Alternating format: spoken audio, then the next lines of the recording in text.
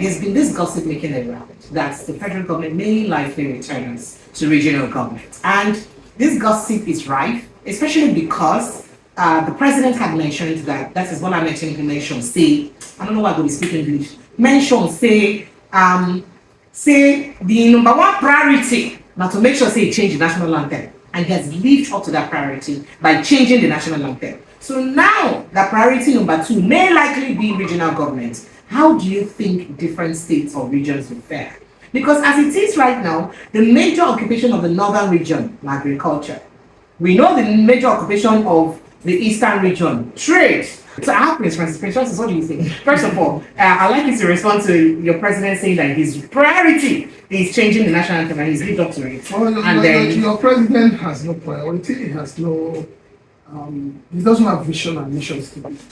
We're in the 21st century, we're talking about the Gen Zs, we're talking about where the younger people are beginning to look beyond everything. And you're taking us back to the 1960s. I mean, does it make sense? Does it really make sense? How many of your senators, how many of your governors can even recite the Our Rights of Compatriots? They have not been able to recite it. And yet you're taking them back to begin to talk, Nigeria will hail thee. What are you hailing? People are hungry, people are suffering, people have no medical care, people can't transport themselves to work.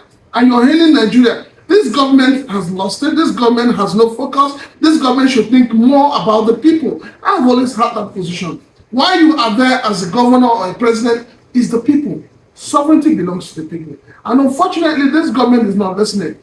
You want to change the national anthem, no referendum, nothing. You didn't even seek the opinion of the people you blame or you claim to be governing. So what is it? It simply shows that, 1, like he said, he wants to be called a president. 2, now he has changed the national anthem. 3, let him change the naira. 4, let us go back to how much petrol was costing as of 1960. 5, let us go and meet the woman that gave us that name Nigeria. We all know, we all know what the name, we all know everything around her. So I believe, honestly, that this time around, the Nigerian youths need to wake up. This is the time for them to take back their country, or else there will never be a country again.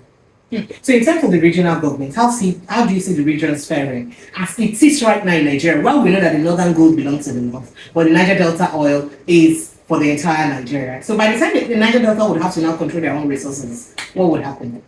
You see, there's beauty in regional government. Over time, people have always said, let us develop at our own pace. Let each region develop at their own pace. We know that educationally, the north is not, they're not inclined, they're not happy, they're not willing. The bourgeois in the north don't want the Kalawatas to be educated, which is a very painful thing and very sad. If you want to go to region, I am very happy with it. The Igbo man will go back to farming, he will go back to palm oil, he will go back to things, he will go back to real trade. The Hausa man will go back to the days of pyramid and all of that. The Yorubas will go back to their Owambe and all of that. So it is good we go back to that. Let us go back and then we know who is holding the development of this country backwards.